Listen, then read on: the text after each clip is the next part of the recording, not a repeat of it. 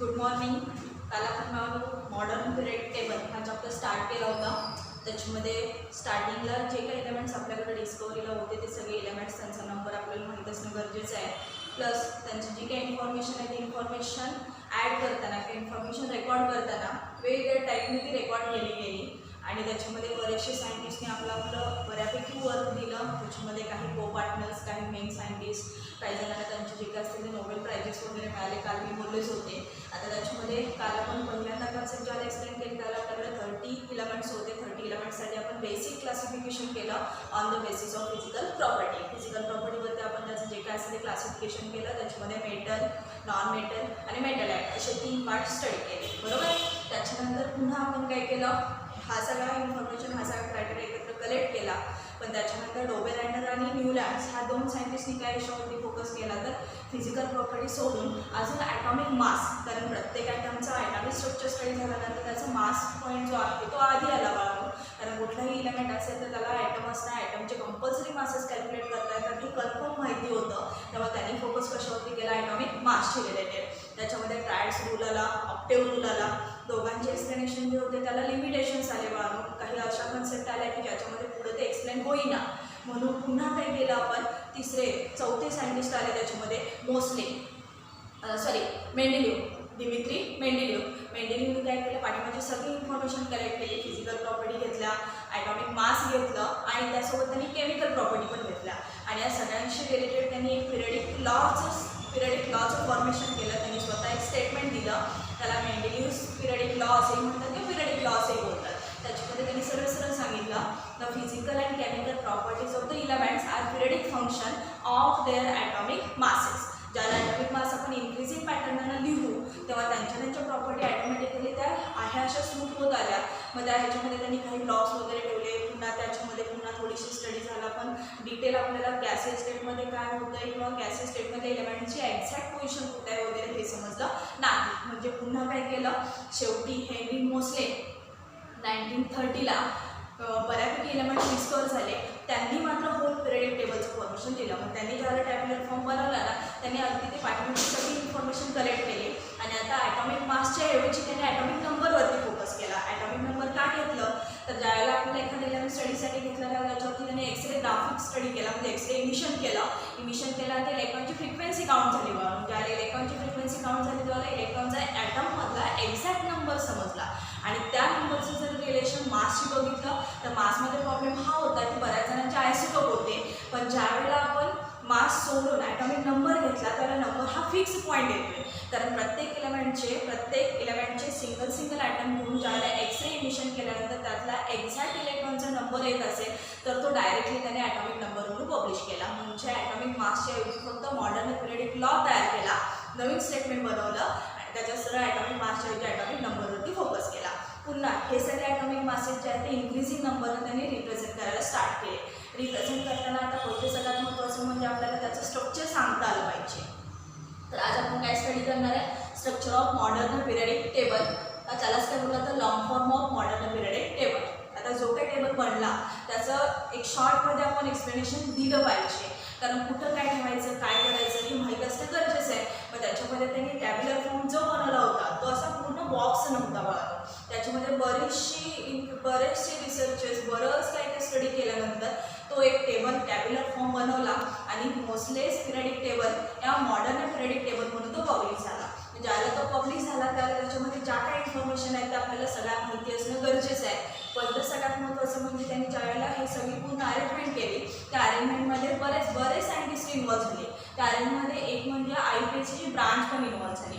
ज्या IUPACच्या अंडर आपण nomenclature system बघतो ना, कारण आता 15व्या चॅप्टरमध्ये आपण नोमेनक्लेचरचा पार्ट स्टडी केला होता. नोमेनक्लेचरला IUPAC नावाची एक सिस्टीम आहे, एक ब्रांच आहे. काय बोललं जातं, IUPAC international union of pure and applied chemistry, बरोबर. त्या ब्रांच अंडर नोमेनक्लेचर येतात. तसंच आता काय केलं, प्रत्येक इलेमेंटला कंपल्सरी नेम ठेवला आणि टॅब्युलर फॉर्म ज्यावेळेला रिप्रेझेंट केला त्यावेळेला त्यांच्या असोसिएशनमध्ये हा टॅब्युलर फॉर्म त्यांनी तयार केला. म्हणजे आहे मुळात कोणाचा, मोसलेचा, त्यात काय प्रश्न नाही आहे. पण इन्फॉर्मेशन कोणाची आहे, पाठीमागून सगळ्यांचीच आहे बाळा. ते काही मध्येच कुठं सोडलं नाही, ते सगळे पार्ट जो होता तो कलेक्ट करत आणलं आणि शेवटी सगळ्यांचे एक कन्फर्मेशन टेबल फॉर्म केला. त्या टेबलमध्ये आधी तुमचे गॅसेस स्टेटमध्ये होते त्यांच्यासाठी शेवटची लाईन बनवली आणि पुन्हा जे काही रिप्रेझेंट केलं ते कसं केलं काय केलं ते आपल्याला म्हणजे ओझरचा तरी का असे ना माहीत असायला पाहिजे. कारण आता आपण काय करणार आहे तर हा पिरियडिक टेबल मी शॉर्टमध्ये सगळं रिप्रेझेंट केले लिहिलं आहे. त्याच्यावरून तुम्हाला पटपट आता सांगत जाणार आहे. याच्यावरून आपल्याला इलेक्ट्रॉनिक कॉन्फिगरेशन लिहिता आलं पाहिजे. याच्यावरून आपल्याला property left hand side to right hand side सांगता आल्या पाहिजे. टॉप टू बॉटम सांगता आल्या पाहिजेत. ग्रुपचा नंबर माहीत पाहिजे, पिरियडचा नंबर माहीत पाहिजे, पिरियड कुठं असतात माहीत पाहिजे. त्याच्यानंतर ब्लॉक स्टडी पाहिजे, ब्लॉक कुठं आहेत हे सगळं माहीत असणं गरजेचं आहे. त्यालाच काय बोललं तर long form of periodic table. आता काय करायचं बघा, पहिलं सगळ्यात महत्त्वाचं मोस्टली मी काय केलं, जे काही एलिमेंट्स आहेत ते इन्क्रीजिंग ॲटॉमिक नंबरनं रिप्रेझेंट केले. म्हणजे atomic number first, second, third, fourth असं रिप्रेझेंट करायला स्टार्ट केलं. कुठलाही ठेवला नाही. तर त्यांनी डायरेक्ट काय केलं, कडेने ॲटॉमिक नंबर इन्क्रीजिंग ॲटॉमिक नंबरनं काय केलं, रिप्रेझेंट करायला स्टार्ट केलं. रिप्रेझेंट करत असताना left hand side to right hand side असं रिप्रेझेंटेशन दिलं. मग त्याच्यामध्ये पहिलं एलिमेंट येतो आपल्या पिरियडिक टेबलमधलं म्हणून हायड्रोजन. कंपल्सरी माहीत असणं गरजेचं आहे. पहिलं एलिमेंट येतं हायड्रोजन आणि त्या साईडचा फर्स्ट एलिमेंट येतं हेलियम. हे दोन एलिमेंट जे आहेत हे दोन एलिमेंट फर्स्ट पिरियडमध्ये टाकले. मग आता ज्यावेळेला हे केलं त्यावेळेला त्यांनी सरळ काय केलं, हॉरिझॉन्टल लाईन्स, हॉरिझॉन्टल म्हणजे असा पार्ट आणि व्हर्टिकल कॉलम्स. हॉरिझॉन्टल लाईन्स हा असा पार्ट येणार आणि व्हर्टिकल कॉलम बनवले. तर त्याच्यामध्ये horizontal lines are called as period आणि vertical columns are called as group. म्हणजे एकाला नेम ठेवलं काय पिरियड आणि दुसऱ्याला नेम काय ठेवलं ग्रुप्स. बरोबर. मग आता ह्याच्यामध्ये नंबर देणं पण गरजेचं होतं. ते नंबर फार वेगवेगळ्या कन्सेप्टने ॲड केलेले आहेत. आता फक्त आपण साधं सिम्पल फक्त किती नंबर आहेत काय नंबर आहेत एवढंच फक्त बघणार आहे. तर टोटल त्यांनी काय केलं तर 7 पिरियडची डिस्कवरी केली. फर्स्ट पिरियड हायड्रोजन आणि हेलियमसाठी सोडला, second period, third, fourth, fifth, sixth आणि 7. बरोबर. म्हणजे असे टोटल काय केले 1 to 7 पिरियड फॉर्मेशन केले म्हणजे हॉरिझॉन्टल लाईन्स. पुन्हा काय केलं त्याच्यामध्ये 1 to 18 इथे दिले बघा वरती नंबर मी ब्लॅकने सगळे लिहिले. 1 to 18 are called as groups. बरोबर ना. आता vertical columns are called as group. एका पिरियड बनवले 7 आणि सरळ त्याच्यामध्ये उभ्या लाईन्स टाकल्या आणि सरळ त्याला काय ठेवलं ग्रुप्स असं नेम ठेवलं. तर ग्रुप्समध्ये आता फर्स्ट, सेकंड, त्याच्यानंतर ते तुम्हाला सेपरेशन दिसते 3 to 12, त्याच्यानंतर 13 to 18. आता हा काय प्रकार आहे तर याच्यामध्ये एलिमेंट त्याला फुलफिल करायला स्टार्ट केले. त्याला म्हणतानाच आपण स्टेटमेंटमध्ये काय म्हटले बघा तर the physical and chemical properties are periodic function. बरोबर ना. म्हणजे पिरियडमध्ये सांगता येण्यासाठी ते फंक्शन्स आहेत कारण ते सगळं आपल्याला त्या पिरियडिक टेबलमध्ये एक्सप्लेन करता आले पाहिजे. आणि दुसरं सगळ्यात महत्त्वाचं काय विथ इन्क्रीजिंग आता ऑफ देअर ॲटॉमिक नंबर. बरोबर. नंबरनं आपल्याला ते लिहिलं पाहिजे. मग असं नाही आहे की हा जरा टेबल बनवला जरा असा चौकोनी टेबल बनवला आणि तिथे असे कॉलम केले असे कॉलम केले असे जे ते पिरियड आणि असे जे ते ग्रुप. त्याच्यासाठी फार डोकं चालवले वळून. त्याच्यात आता फर्स्ट पिरियड जो आहे तो फक्त 2च एलिमेंटसाठी रिलीज केला. आता असं का तर त्याच्यातला हायड्रोजन जो आहे तो गॅसेस स्टेटमध्ये आहे, हेलियमसुद्धा गॅसेस स्टेटमध्ये आहे. आता असा विचार करा चला हायड्रोजनला उचलून तिकडं गॅस आहे म्हटल्यानंतर त्या 18च्या डोक्यात लिहिलं असतं तर काय झालं असतं तो तिकडं जात नाही बघा. कारण hydrogen shows properties of the yes block means properties of metal and non metal. आता हायड्रोजनच्या जर प्रॉपर्टी बघितला तर तो गॅसेस स्टेटमध्ये आहे पण तो आहे ना मेटल आणि alkali metal alkaline earth metals दोघांच्याही प्रॉपर्टी रिप्रेझेंट करतो. काही वेळेला तो नॉन मेटलिक कॅरेक्टर म्हणून रिप्रेझेंट करतो.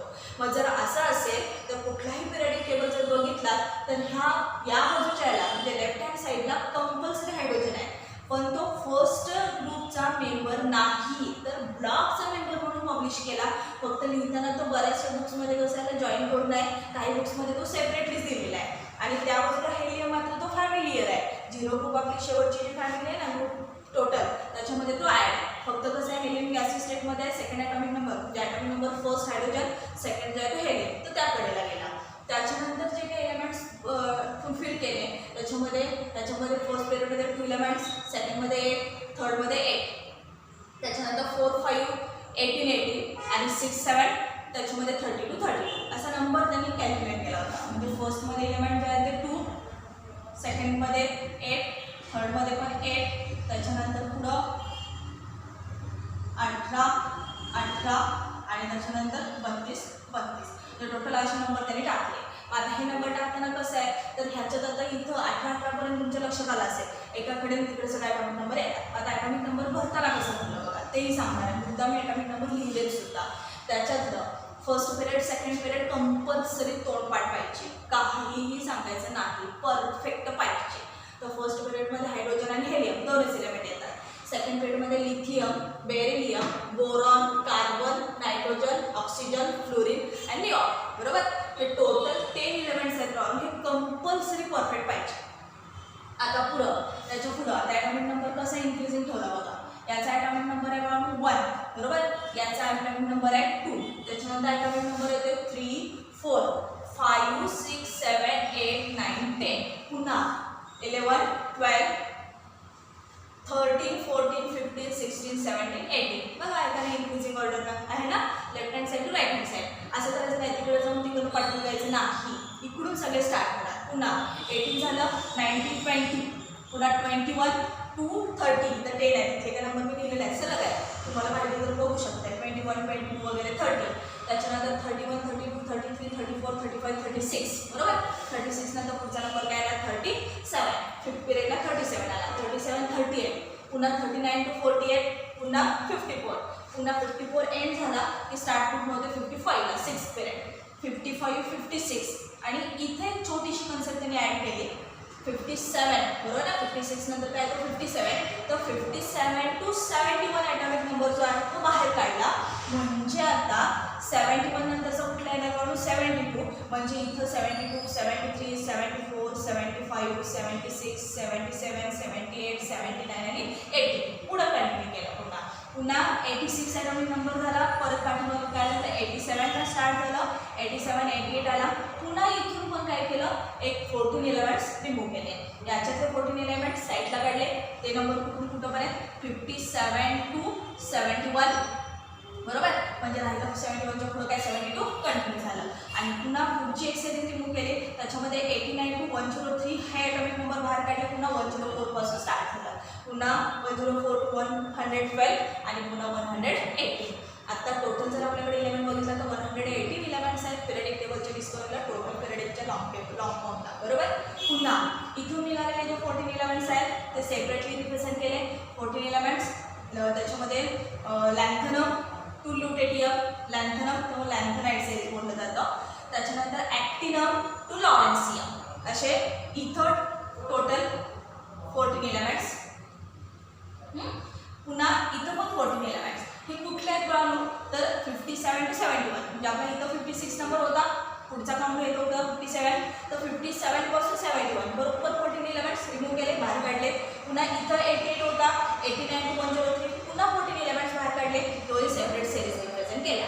आणि पुढं 71 नंतर पुढं कंटिन्यू केलं. इथं 103, 103 पासून ते म्हणजे 104 पासून स्टार्ट केला. पुन्हा एंड केला. म्हणजे हे लक्षात आलं का बघा. इथं टोटल नंबर ऑफ आयटम्स होते 8. पुन्हा 8. त्याच्यानंतर पुढं 18 कारण ग्रुप आपले 18 आहे. पुन्हा इथे 18. बरोबर. आणि इथं मात्र काय झाले 30 to 32 झाले. असं कसं काय तर इथे मधले पुन्हा 14 एलिमेंट्स आपण बाहेर काढले. म्हणजे ते टोटल काउंटिंग जर बघायचं झालं तर किती व्हायला पाहिजे 32 नंबर यायला पाहिजे. आणि मग काय केलं बघा तर याच्यात ॲटॉमिक नंबर इन्क्रीजिंग ॲटॉमिक नंबरने ठेवला. Left hand side to right hand side atomic number increase केले. आणि स्पेशल पॅटर्नने आपल्याला पिरियडिक टेबलचा लॉंग फॉर्म टाईप रिप्रेझेंट केला. आणि ह्यालाच बोललं जातं म्हणून मोस्टलीच पिरियडिक टेबल ह्यालाच बोललं जातं मॉडर्न पिरियडिक टेबल. आता ॲटॉमिक नंबर तरी कळाला कारण त्यांचं स्टेटमेंट होतं ना इन्क्रीजिंग ॲटॉमिक नंबर पाहिजे पॅसेज अरेंजमेंट करा. आणि मग राहिलं काय फिजिकल केमिकल प्रॉपर्टी काय असतात तर बघूयाच. मग आता त्यांनी एक सरळ सेंटेन्स सांगितलं जर एलिमेंट जर ग्रुपमध्ये असतील they show similar physical and chemical property आणि in period they shows gradual increment या decrement in physical chemical property. कारण ज्याला ग्रुपमध्ये येतात त्याला फॅमिली बोलतात त्याला. मग फॅमिली मेंबरची सगळ्या फिजिकल केमिकल प्रॉपर्टी काय राहणार सेम राहणार. आणि पिरियडमध्ये ज्याला स्टडी करणार त्याला कसं होणार बघा ही फॅमिली आजूबाजूला आलं म्हणजे थोडासा डिफरन्स येणार. त्यामुळं in group top to bottom physical chemical properties are same and in period left hand side to right hand side physical and chemical property shows a gradual increment or decrement. थोडासा change दिसेल म्हणजे increase होईल का decrease होईल पण top to bottom मात्र काय मिळणार तुम्हाला सेम मिळणार. मग याच्यावरून पुन्हा काय केलं बघा तर सरळ आता 118 एलिमेंट झाले बघा.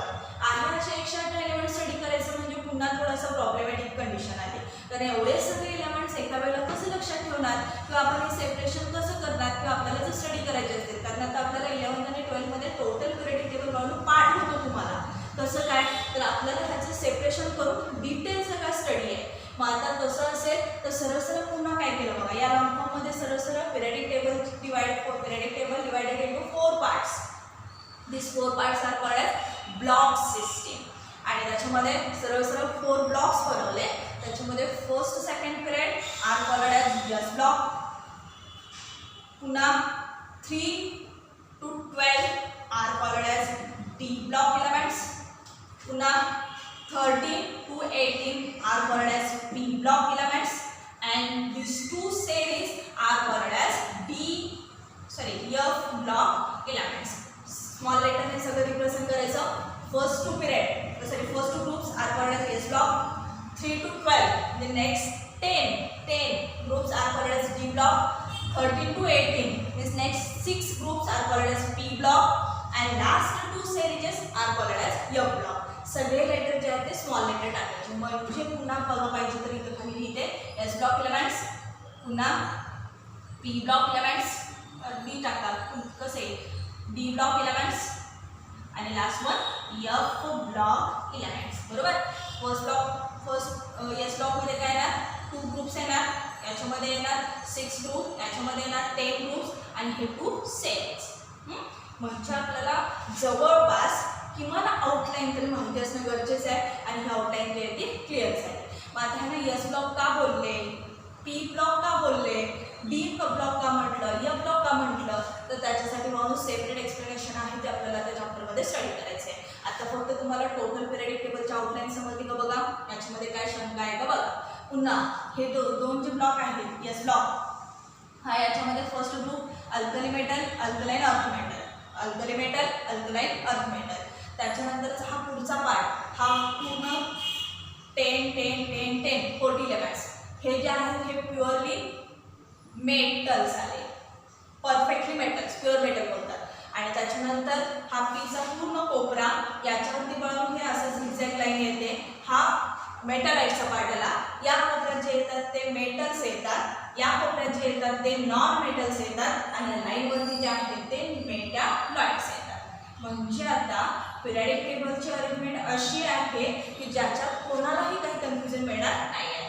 त्या झिगझॅग लाईनवरती झेड लाईनवरती जे येतात ना ते मेटलाइड्स आहेत, ते त्याच्या खाली जर बघितला मेटल्स, त्याच्यावरती जर बघितला तर नॉन मेटल्स. हा पूर्ण मेटॅलिक पार्ट होतो, प्युअर मेटल. आणि इथं मात्र alkali metal, alkaline earth metal. आणि हे 2 साईड जे आहेत ते काय रेडिओ ॲक्टिव्ह एलिमेंट्स माहिती आहे. त्या प्रॉपर्टीसाठी आपल्याला तिथून बाहेर ते काढली आहे. मग रेडिओ ॲक्टिव्हिटी ही स्पेशल केमिकल प्रॉपर्टी आहे, सॉरी फिजिकल प्रॉपर्टी आहे. ती प्रत्येक इलेमेंटकडे असते तसं काय नाही. तर टोटल इथं 14 एलिमेंट्स आहेत, इथं 14 एलिमेंट्स आहेत, तर टोटल 28 एलिमेंट जे आहेत ते रेडिओ ॲक्टिव्हिटी रिप्रेझेंट करतात.